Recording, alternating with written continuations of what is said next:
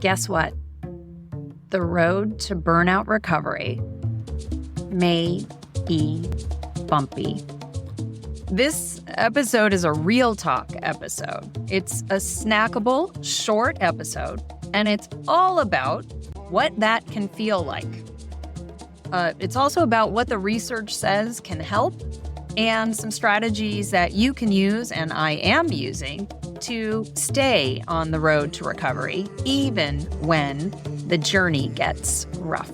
This podcast is here to engage and educate, inspire, and support the community of people who are not quite sure of their healthy what's next career move, whether or not you're burned out or you're just ready to take on your next adventure.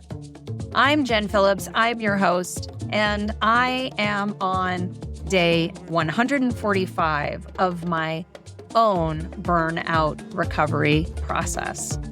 I've been taking time to prioritize my wellness, my health, recovering from burnout. And this past weekend, I experienced a little bump in the burnout recovery road, some fear-based teetering. So today we're talking about it and talking about also how to take action always to continue on the path, even when the journey is a bit rough. So for the first 4.5 months of my own burnout recovery, I was busy. I was focused. I was learning about burnout. I was researching the ways to recover from burnout, getting help in my recovery from burnout, beginning to have thoughts around my own what's next for me in my career trajectory, and having lots and lots and lots of killer conversations with people who had gone through burnout and are actively recovering right now from burnout and what they had experienced and had learned along the way. And more, I'm building a meditation practice on building my physical health and wellness. The more that I learned about burnout and workplace wellness and the state of health and happiness in the workplace, which is at all-time lows, I really wanted to aggregate that and bring that into a podcast. So I had to learn how to do a podcast. And all of that focus, all of that learning felt absolutely fantastic. It felt great. And there were pockets of doubt along the way, moments where I found myself wondering if I was doing the rightest work or if I was spending my time in the most valuable way to speed or to support my own recovery. Ultimately, overall, I could feel, and I still can feel, the progress that I'm making. And it feels like growth, and growth feels great. Just this past weekend, I experienced what I'm calling a sinkhole in my own recovery. I'm calling it that because it's pretty fitting. It's a pretty fitting way to describe how it felt to wake up with the thoughts that I woke up with over the weekend. So sinkholes, they're all about water.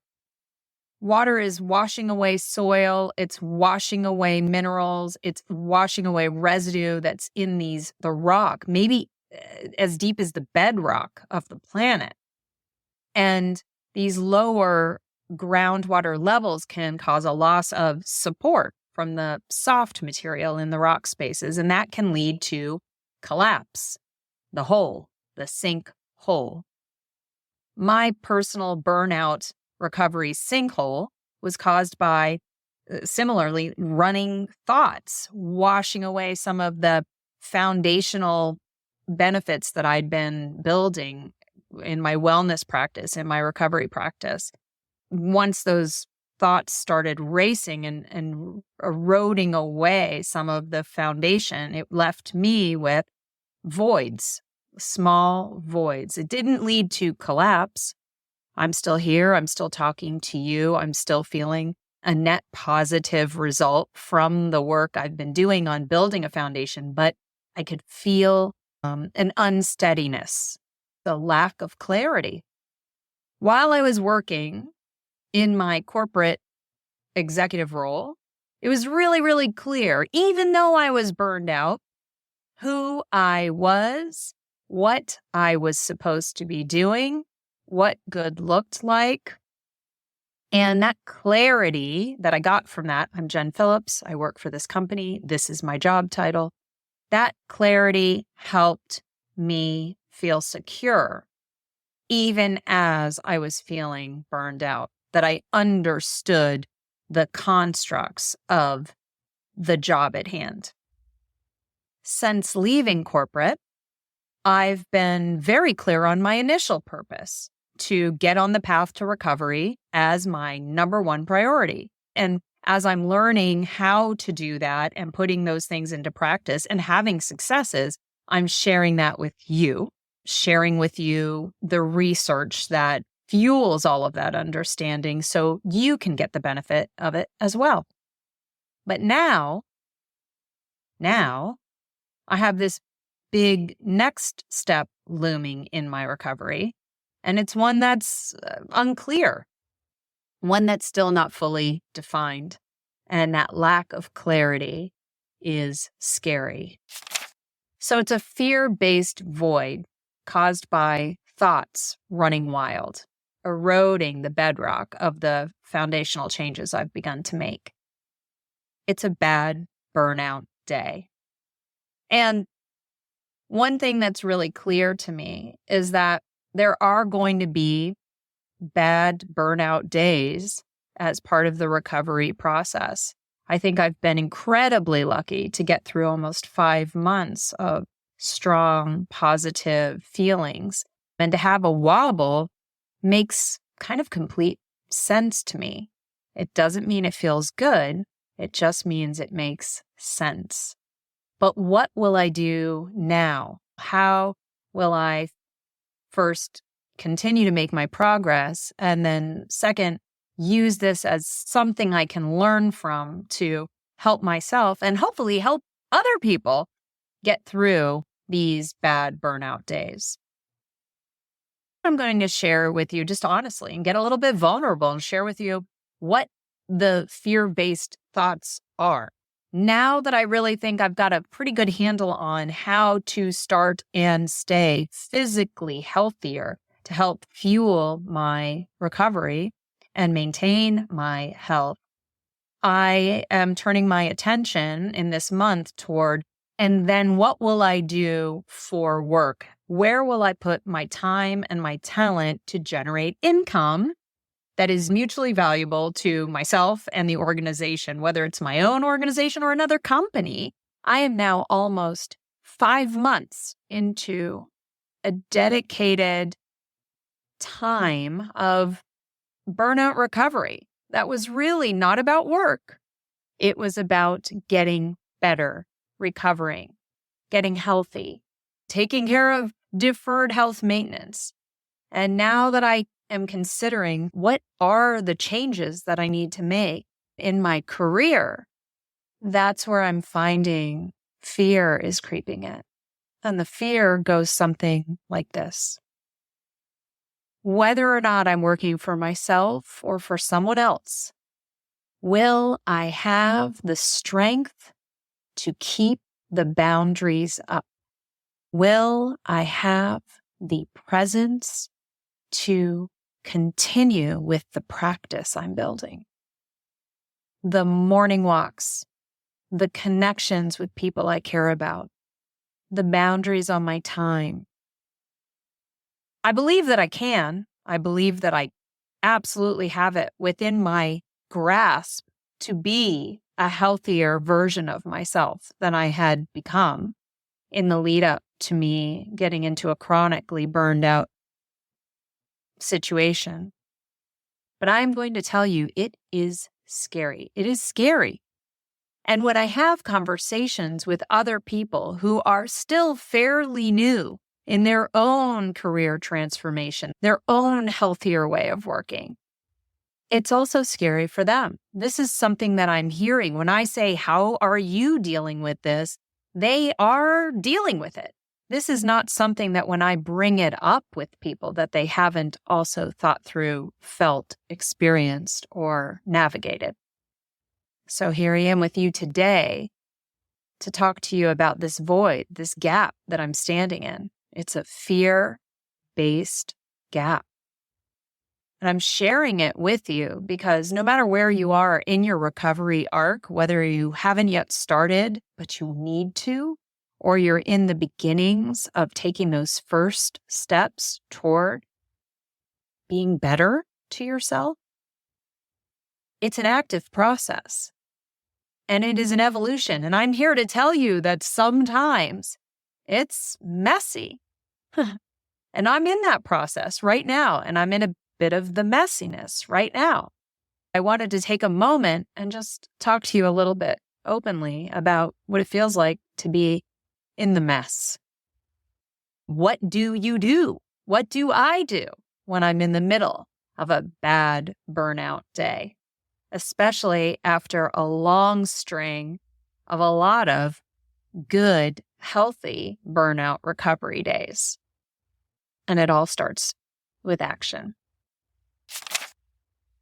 The reason I am bringing you this topic today is because this podcast was born to share the information I was learning about healthy work, about recovery from burnout, about healthy career development, being the CEO of you.com. To share with you what I'm learning as I'm learning it.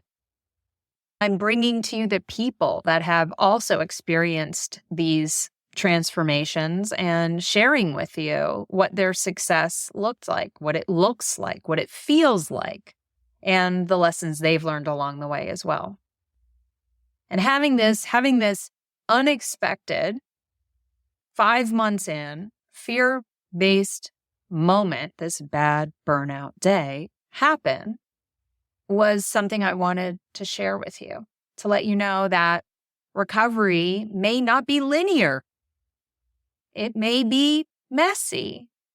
And how I'm managing and how you might also be able to manage when and if the road to recovery gets bumpy. So, how am I managing? Well, one thing that I can share with you is that I am leaning heavily into those science-backed steps for burnout recovery.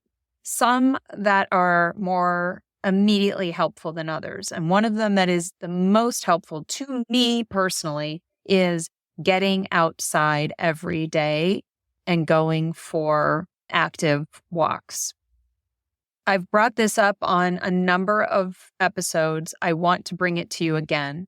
When it's bumpy, getting outside, getting that morning sun, it is scientifically proven to help with mood, cognition, and your circadian rhythm, which is exactly the kind of support I need. Also, on active walks, on walks where you are really tuned into your surroundings, your brain is absolutely lit up. Physiologically, you are very engaged with your surroundings, and being in nature is absolutely restorative.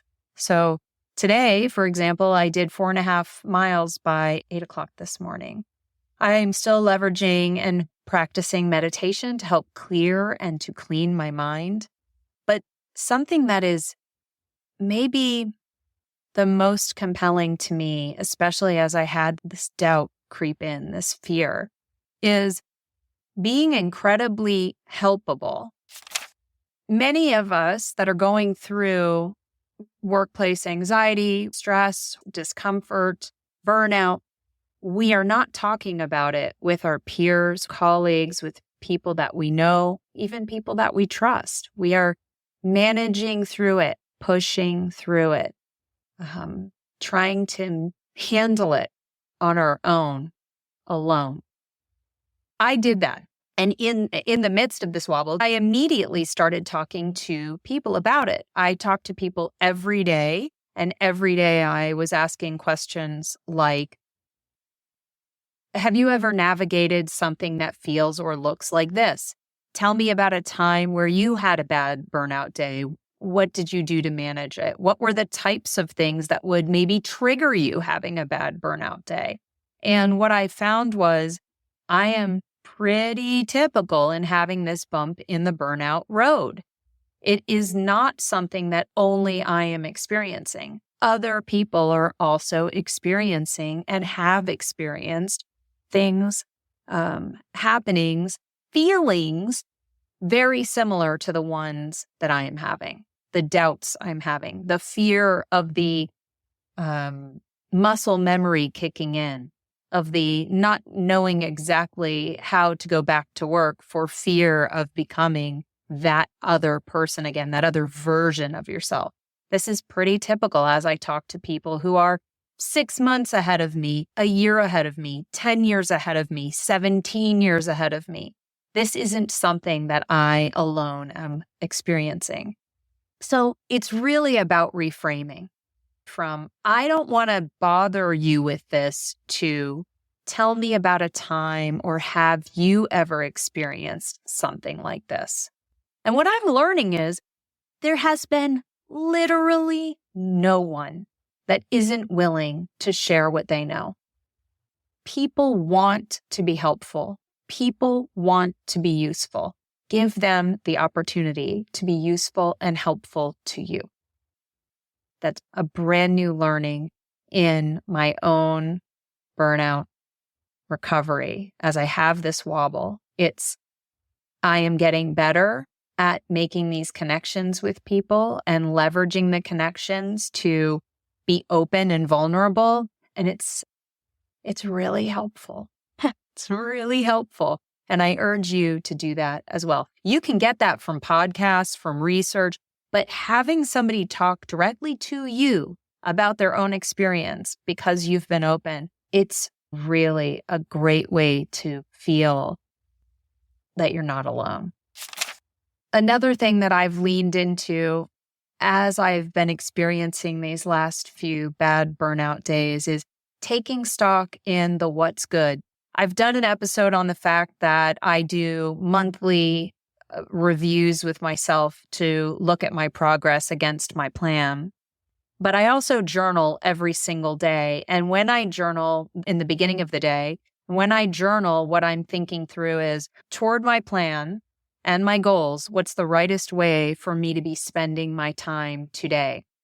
There is a matrix that I recommend you, even if you don't journal, there's a matrix that you can use. It's called the Eisenhower matrix. And it's essentially a 4-square where you think through, am I going to do this task to decide or schedule this task for later, delegate a task, or am I going to delete a task?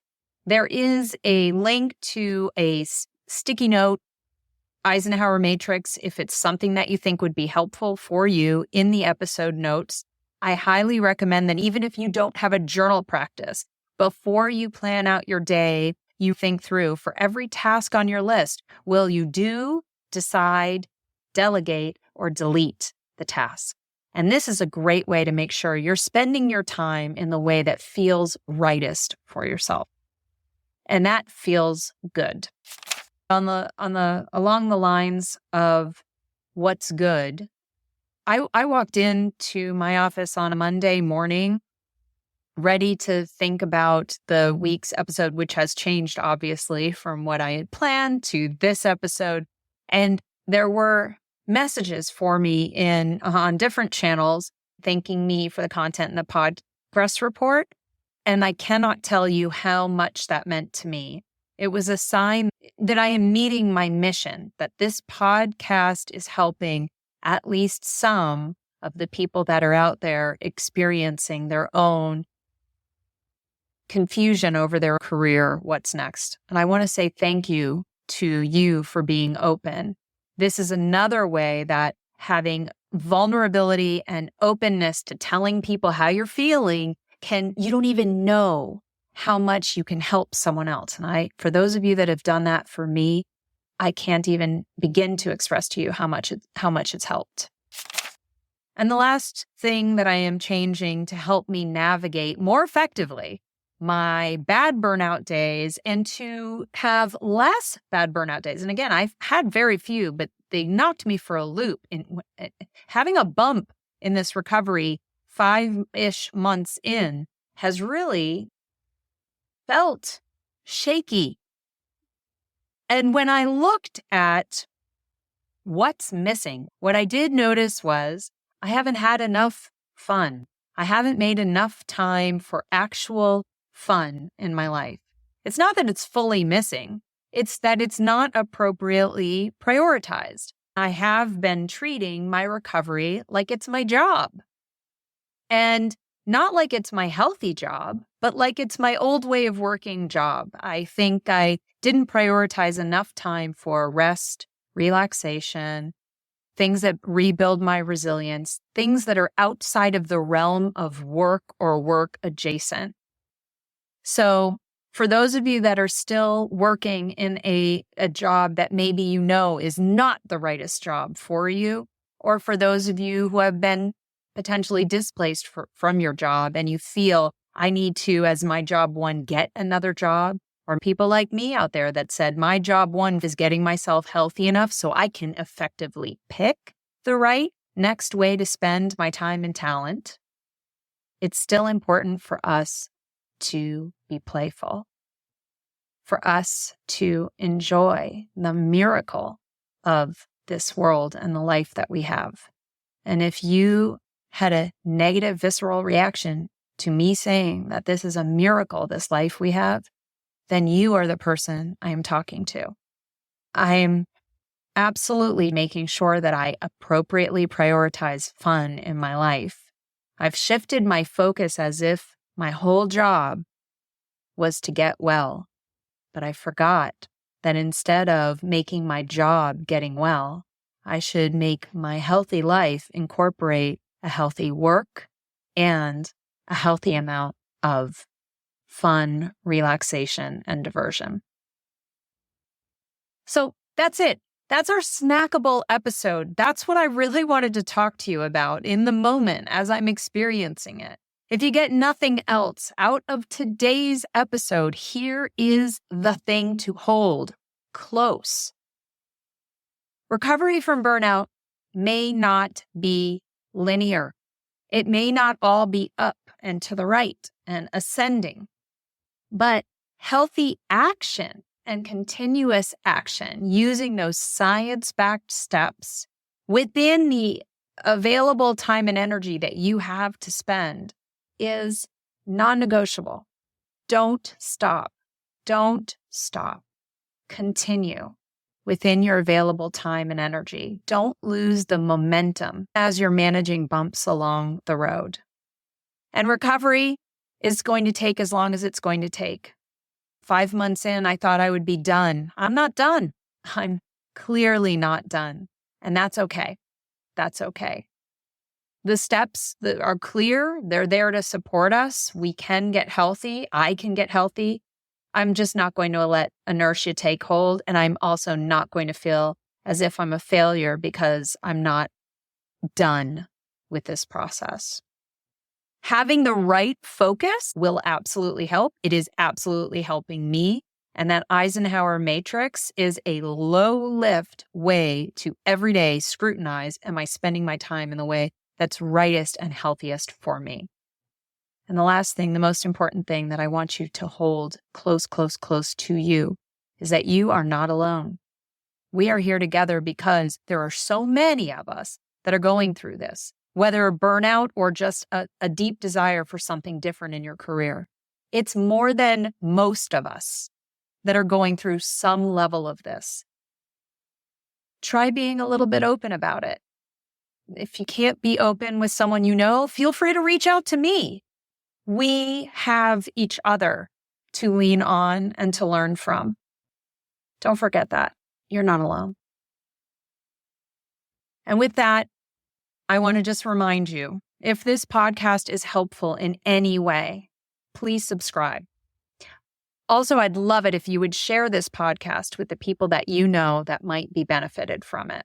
It's the reason I'm doing it. It's the reason it exists. And we all need to feel a little bit like we've got each other's backs. If you have an episode idea, a guest suggestion, have your own lessons learned or success story that you want to share with me, let me know. There are 2 different ways to leave feedback below, and you can also connect with me on LinkedIn. Until next time, thank you. Thank you for being here with me. Thank you for making time for this and space in your mind and in your heart for this topic. I wish you nothing but positive progress. But if you run into a wobble, all is not lost. Lean on the people around you, use the tools at your hand, and continue to make little steps every day toward 1% better. Here's to your progress. Hi, it's Jen with some very important fine print. This podcast and its associated properties does not provide medical or mental health advice. Nothing on the Podgress Report is intended to substitute for professional medical advice, diagnosis, or treatment. And please, if you're under duress or considering suicide, please reach out right this very minute to the Suicide and Crisis Lifeline by dialing 988 in the U.S. or searching for the helplines available to you in your country.